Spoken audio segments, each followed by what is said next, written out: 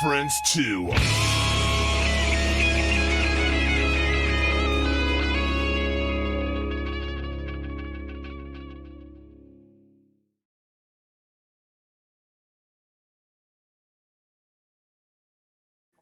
All right, welcome back to another edition of Bleach Bangs Music. Tonight we have got Midnight Maniac. We've got Jake and Marshall. What's going on, guys?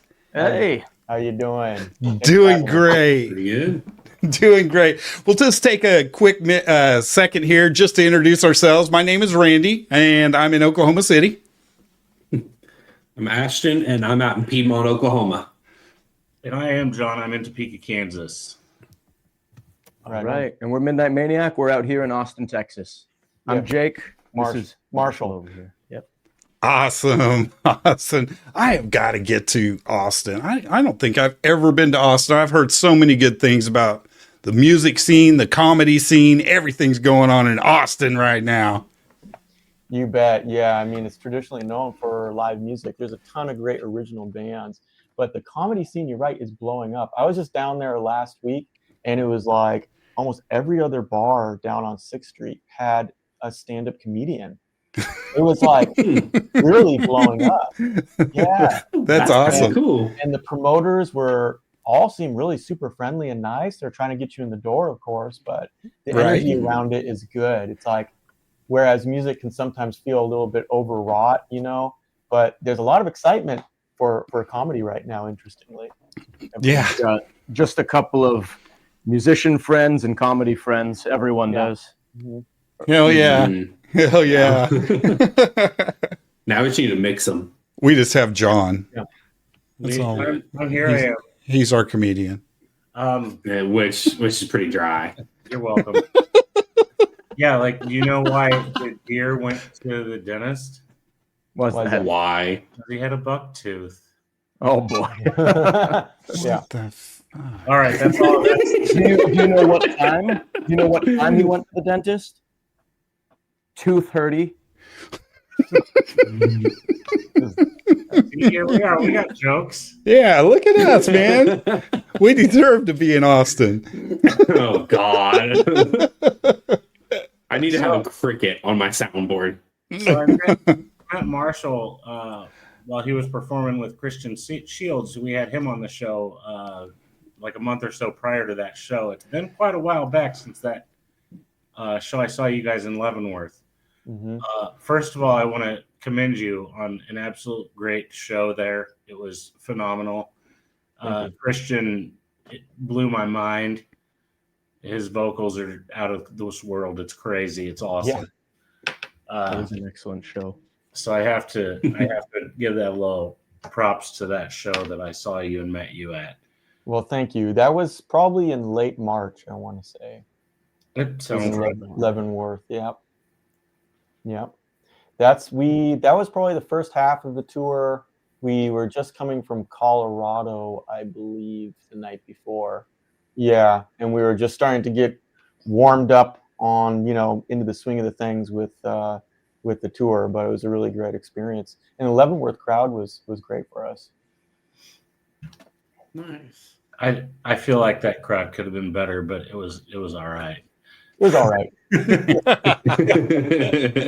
Hey, it's better than terrible, so Yeah. you got to take a win when you can. Hell yeah. But let's shift gears into your project, The Midnight Maniac. How did this one come about for you guys? You want to leave with that, or should I? Sure. I mean, we probably have our own two different versions, you could say, but Midnight Maniac, I mean, obviously I met Jake through Christian Shields. Well, Jake was actually at the first Christian Shields show, and I helped hire him into the band. But we've always had our own musical connection. We share similar tastes, if you will. And we were just really looking to do something where we could creatively stretch out a little bit more and explore some of the more prog rock and experimental stuff that we're into with original music. And, Jake has a lot of great songs already written. So it started as me just doing some production and mixing for some of Jake's original material. And he said, well, why don't we make this a band, and you can add some of your own writing to the songs. If you're producing already, you might as well add some of your creative elements to it, and we'll make a group instead of me just mixing his material. Let's start an original band, and that started Midnight Maniac, with the first song we did called "I Heard It in a Nightmare," which came out, I think, summer 2023, or maybe it was right. Halloween 23, I believe. Yeah, we Yeah. tried to do a Halloween release for it. Yeah. You want to add to that? Yeah. I just felt like, of course, Marshall has his strong suits that are totally different than mine, with some crossover in direction. But I think the overall goal of this band was that we didn't want to limit ourselves to any one style, and just kind of felt like shouldn't really be any rules. Throw a breakdown here. I feel like it'd be cool. Throw a key change here. Or hell, make every single bar of this guitar solo in a different key in a couple cases. And what I would say about it is, like, when you play in bands, especially if it's not your band, a lot of times if you're a creative person, then you'll get this creative pressure that builds up, because there's a lot of things you can't do, you're not allowed to do in the context of different bands. So it kind of builds up to the point where you're like, you know what, I'm just going to demo my own material. I just got to get this out of my system. So Midnight Maniac is sort of a release valve for the fact that we play in all these different groups and we fill in for different players here and there. And Midnight Maniac is where we really get to stretch out and do some weird experimental stuff.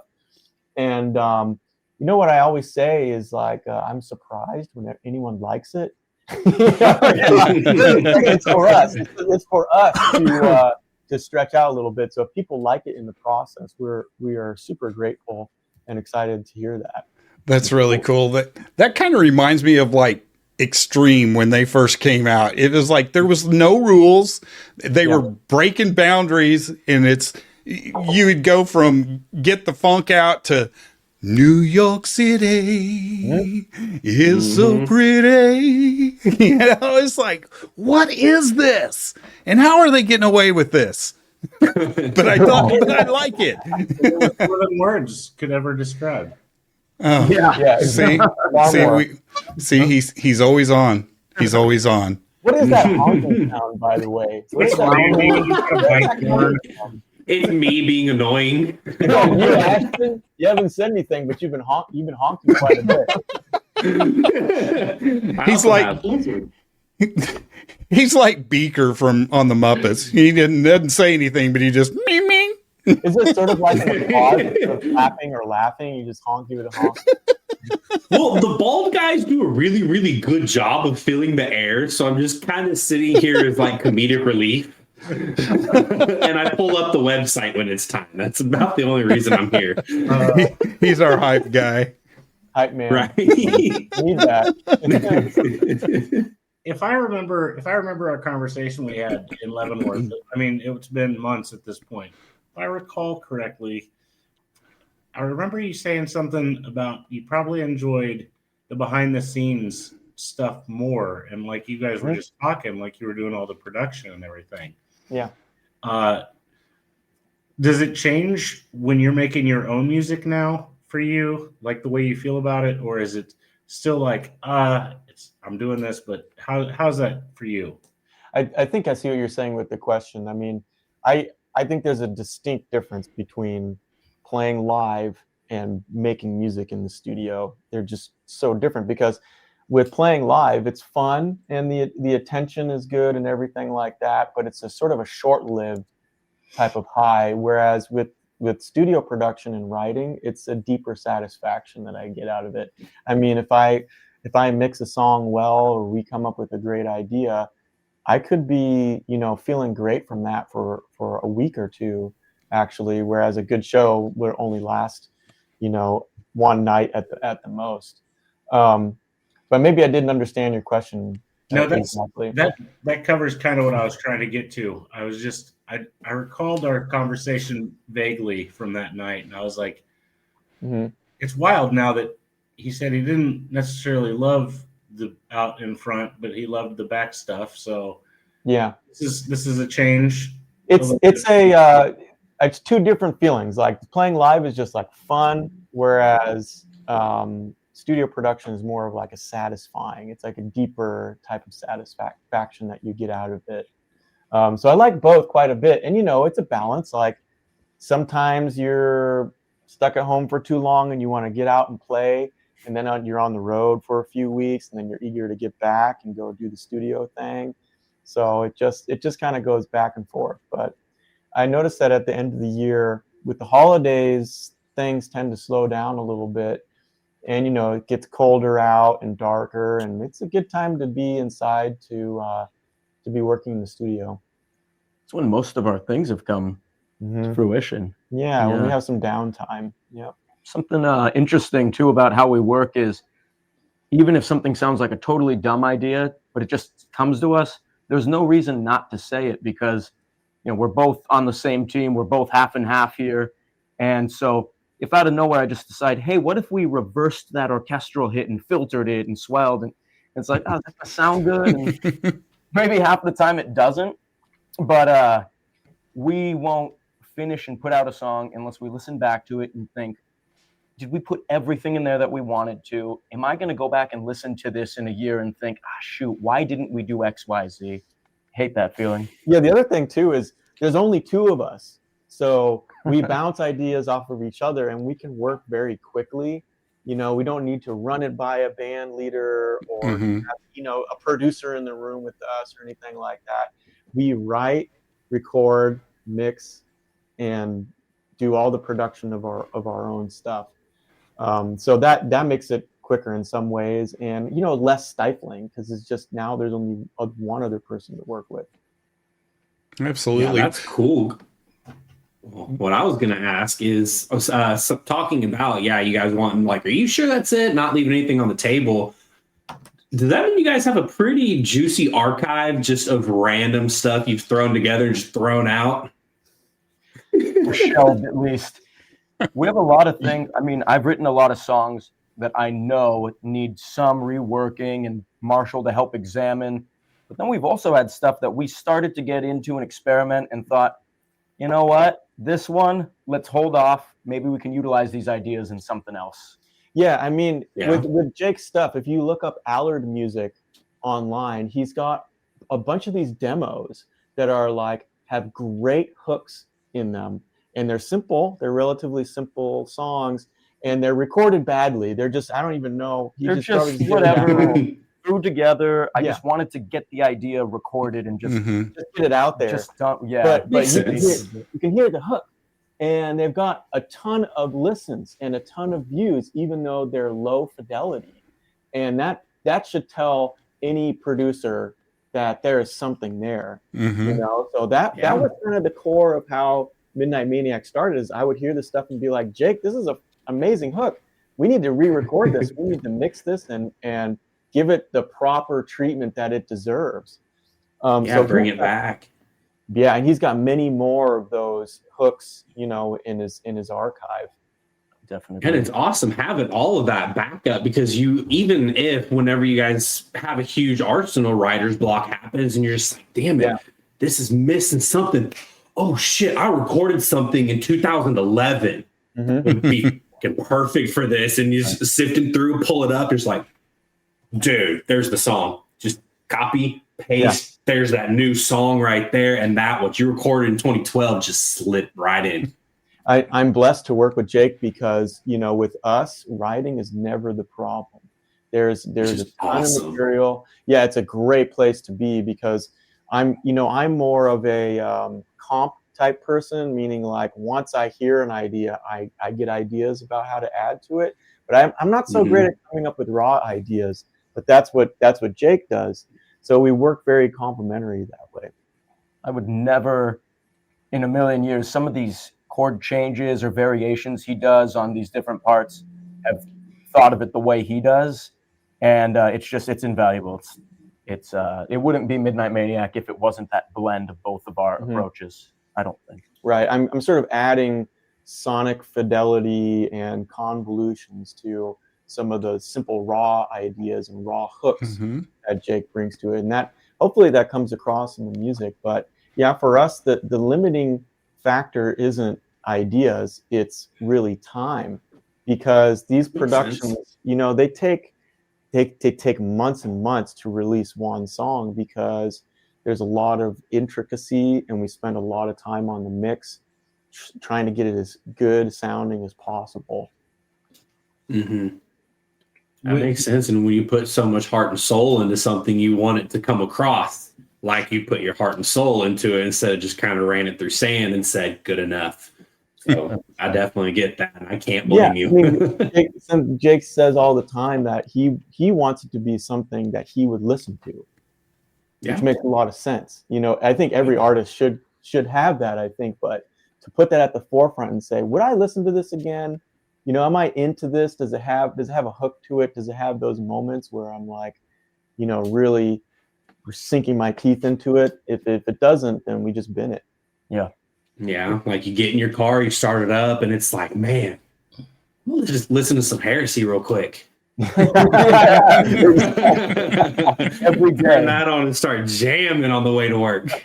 My Lord, that was a great segue, Randy. It sure was. Well, let's listen to a little bit of Heresy.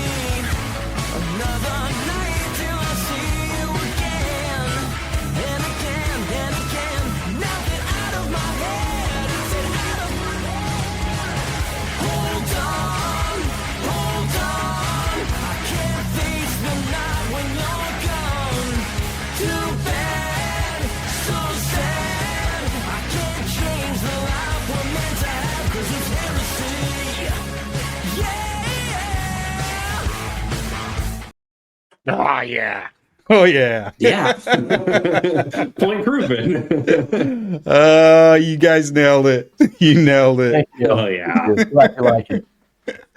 Now, there was a question that I had before we went to that, but now I want to change my direction, because I know that you rebuilt a guitar just for your band, for your sounds. Like, what's the ultimate sounds that you're trying to shoot for by the rebuilds and things like that? Are you talking about like physically building a guitar? Is that what you mean? Or I saw a little video clip that you had rebuilt one just for your Midnight Maniac. Yeah, I think you're talking about this one here. He's like, I got receipts. I'm fairly sure you're talking about this one. I believe that. Nice. A telly. A telly, but it's got Seymour Duncan's in it. Nice. Yeah, and it's cool. It's kind of it's a custom build. You know, I built this Telecaster, and it's really just a high gain Telecaster with some different electronics. Like you can do series and parallel pickups and high pass filter, things like that. Dude, nice. But it's a great studio guitar. I mean, I heard it in a Nightmare with this guitar, and probably did, you know, it's a good for rhythm, great rhythm tone. And I tend to I don't take this out to play with it very much, but it sounds great in the studio. So this is kind of the Midnight Maniac guitar. We've got, you know, of course, which we have these for sale, by the way. How much are they? Store. I think they're Hint, nudge, nudge. Yeah. Not to mention the biggest thing about the tone on that guitar, it's not the pickups, it's the wood. Just kidding. Bone wood. Yeah. As they are plugging the merch and such, maybe Ashton's going to pull up your website and let people see things that are out there because he's good at Great. that. Yeah, that'd be cool. We've got a mug and stickers and the V-neck shirt for girls and the muscle tee. I like the muscle tee a lot. Jake's dad has one. I've got Yeah. one. They look really good. The shirts, and then after the shirts, the mugs have been the two most popular things. But yeah, those muscle shirts, they look really cool. Mm-hmm. None of us are equipped for muscle shirts. Come on, That was my fault. Not with that kind of attitude. Come on. Yeah, the logo's cool. You know, the Midnight Maniac logo. Oh, I yeah. really like it. Yeah, Hell It is yeah. pretty sick. sort of metallic. You know, liquid metallic. Sort of an '80s vibe to it. I was going to say, it gives me some hair metal vibes. Mm-hmm. Oh yeah, good little blend of that kind of modern metallic look, and then plus we call it like chalk. Yeah, like Kinda. a pink chalk. You know, definitely a Yeah. retro vibe. But we got this Yes. that picture there. You see, we just did a photo shoot with Michael Wright in Austin.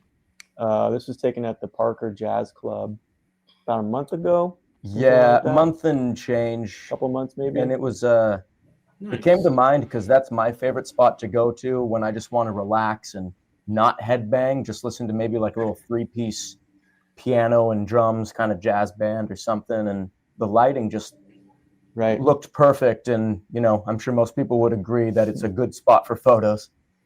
I'm Yeah, laughing that's a because really good one. there is a photo we took from this set where we're holding a drum machine and a synthesizer up. It looks like an old Yamaha ad, but it's kind of awesome. Super nerdy, but like, can you make a drum machine sexy? That's the challenge. I can. Watch.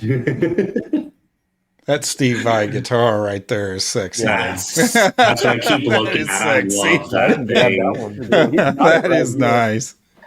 The fretboard on it's beautiful. The pick guard's beautiful. Uh-huh. Oh my Look at that. God, dude. Yeah, you can tell I've got a thing for the seafoam green. I think it just looks great on guitars. Hell It's yeah. beautiful. Big space through that monkey grip. That is beautiful.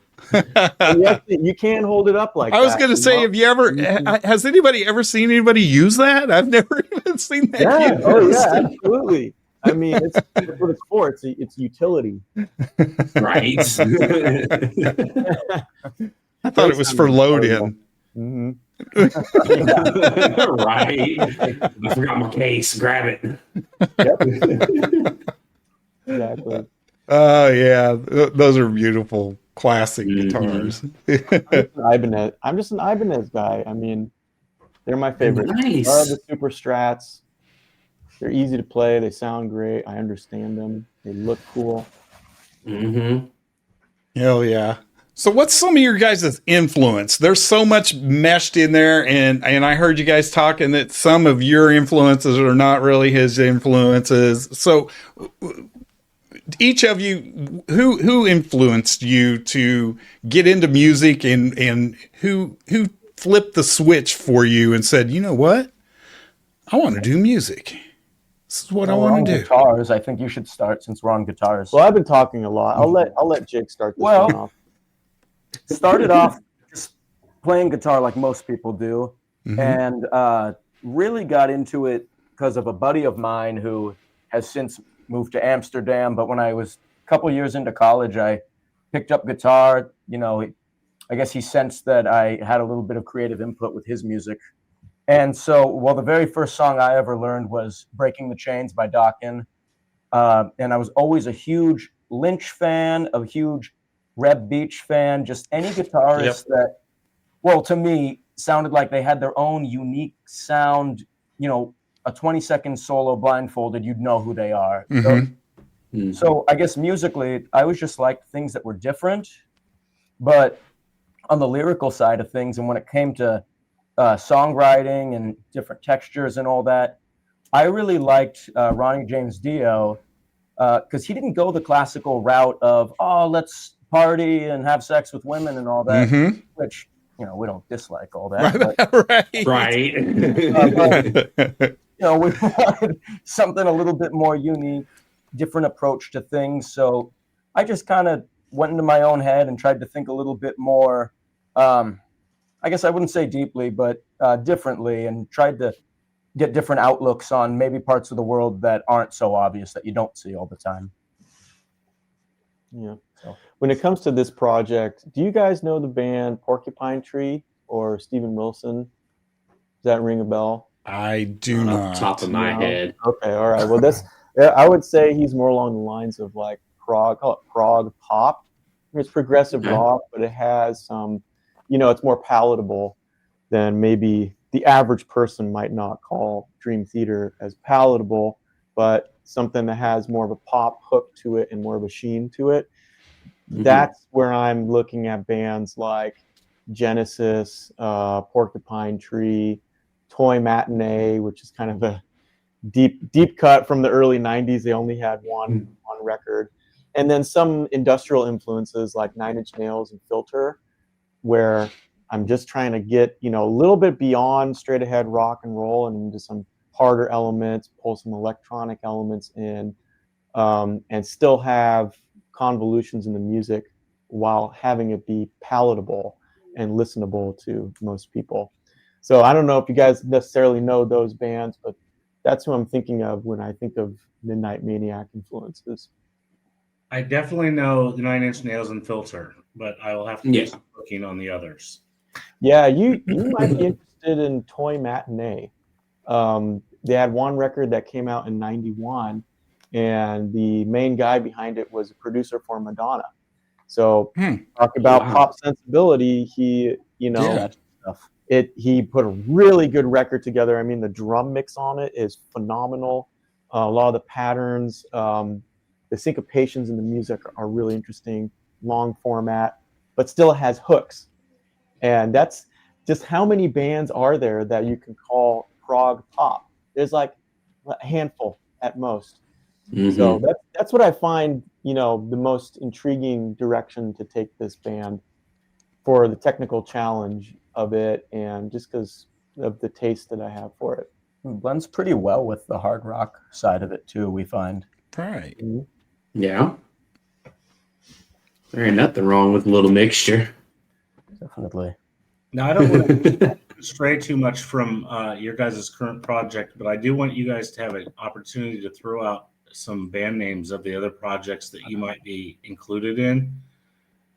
If you'd like to do that, we're here for you guys, and we'd love to get those names out too.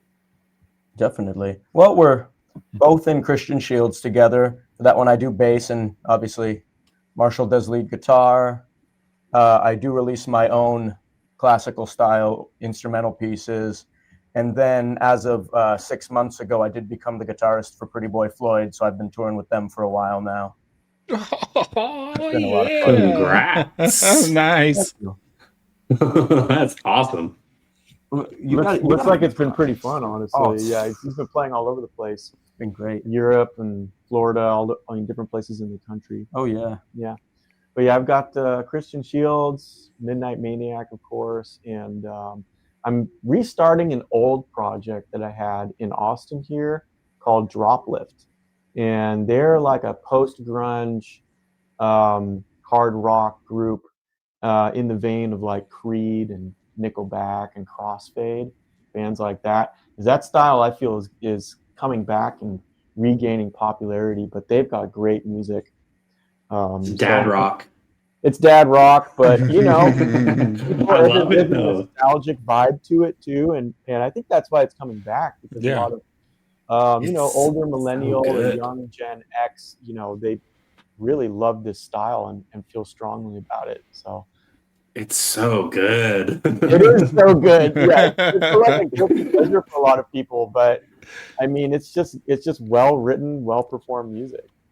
Mm-hmm. It's been clean, and I have no shame in admitting that.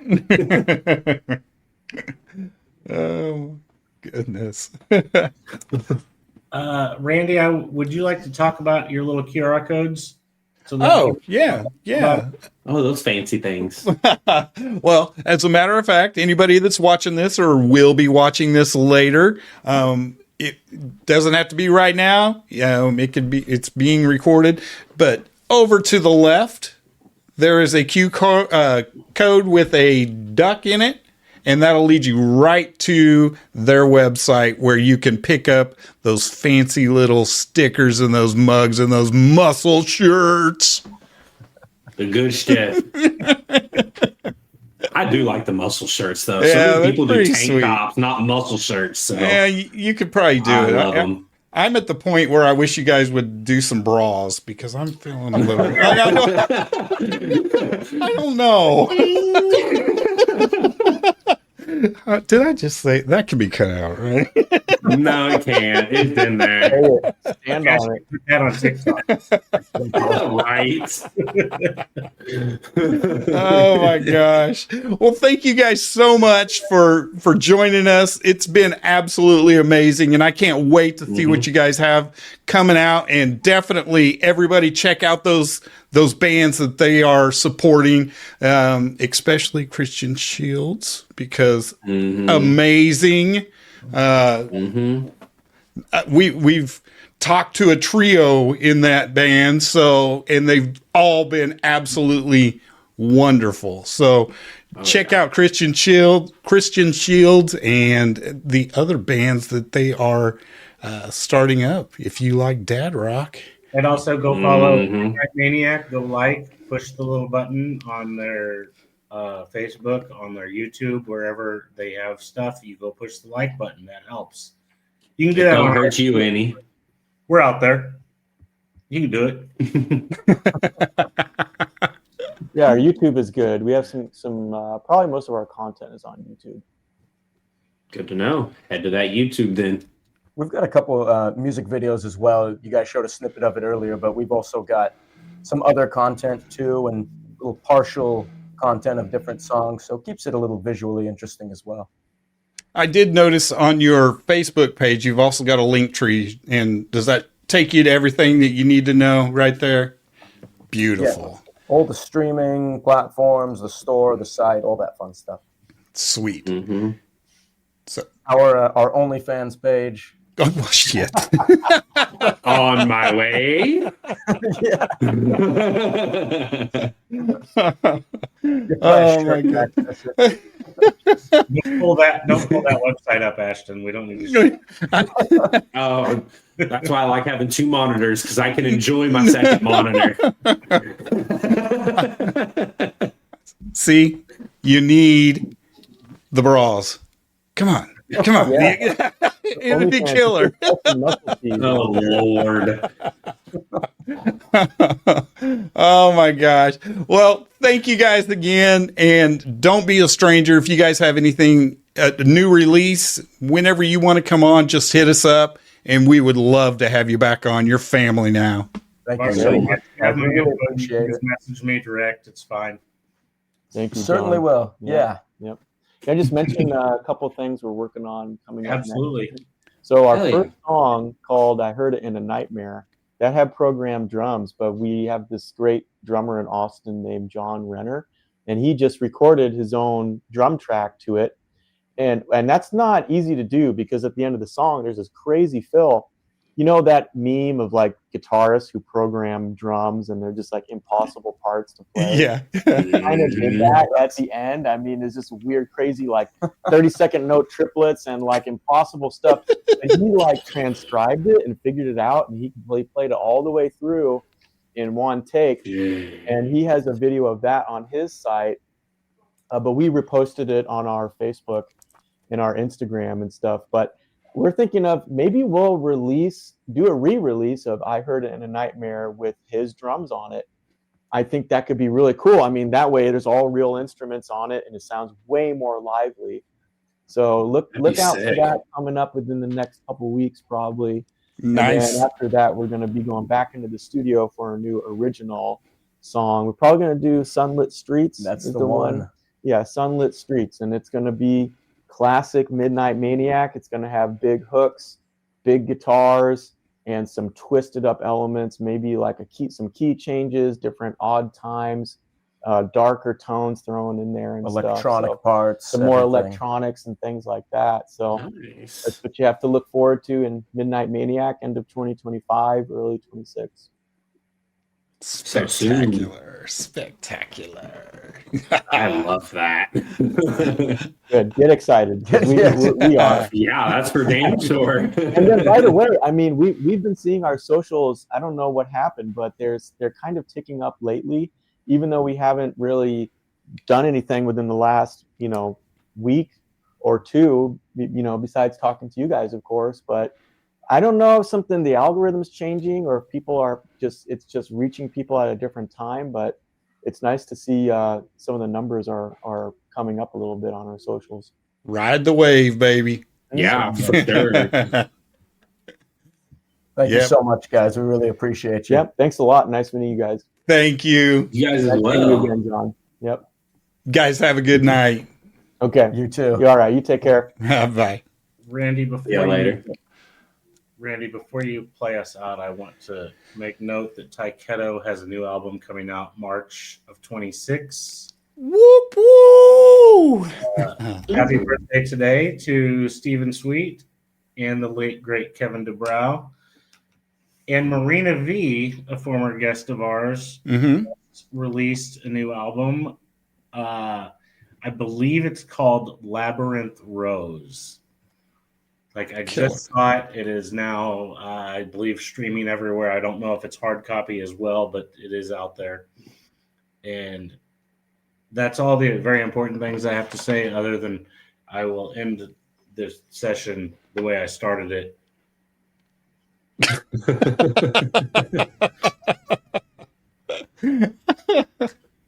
Nice. All right. All right. See y'all.